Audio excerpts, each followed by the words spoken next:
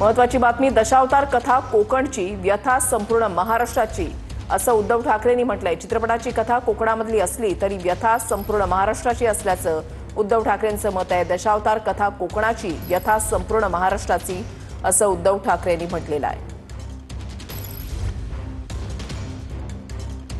सांगायचं तर अफलातून पिक्चर आहे, अप्रतिम आहे। बऱ्याच वर्षांनंतर मी पूर्ण चित्रपट पाहिला, ज्याच्यात सगळ्या गोष्टी परिपूर्ण आहेत। पहिल्या क्षणापासून जी पकड घेते कथानक, शेवटपर्यंत काही सुटत नाही। आणि मनापासून सांगतो की हा बऱ्याच वर्षांनंतर मी परिपूर्ण चित्रपट पाहिला। दिलीपजींबद्दल बोलायचं तर त्यांच्या अभिनयाबद्दल आपण कित्येक वर्ष त्यांना पाहत आलेलो आहोत। अगदी म्हणजे असं जर का म्हणजे मी मध्ये तुमचा एक कार्यक्रम पाहिला, मुलाखत पाहिली, आणि त्याच्यात त्यांनी असं म्हटलं की जेव्हा कोणी त्यांना असं म्हणतं की तुम्ही या वयामध्ये असं काम करू शकता, मी तर उलट म्हणेन की ते या वयात जर असं काम करत असेल तर आणखी पुढे जाऊन काय काम करतील। तर म्हणजे विश्वास बसतच नाही।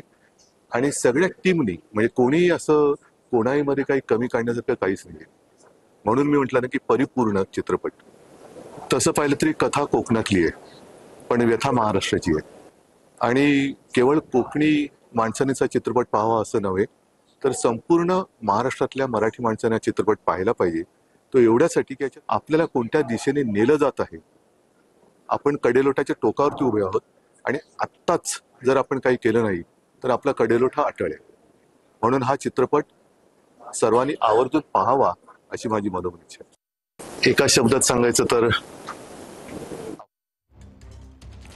तर चित्रपटाची कथा कोकणामधली असली तरी संपूर्ण महाराष्ट्राची व्यथा असल्याचं उद्धव ठाकरेंनी म्हटलंय। दशावतार हा सिनेमा आपण खूप वर्षांनी, म्हणजे हा पहिला सिनेमा असेल जो आपण खूप वर्षांनी पूर्णपणे पाहिला, असं उद्धव ठाकरेंनी यावेळेला आवर्जून म्हटलेलं आहे।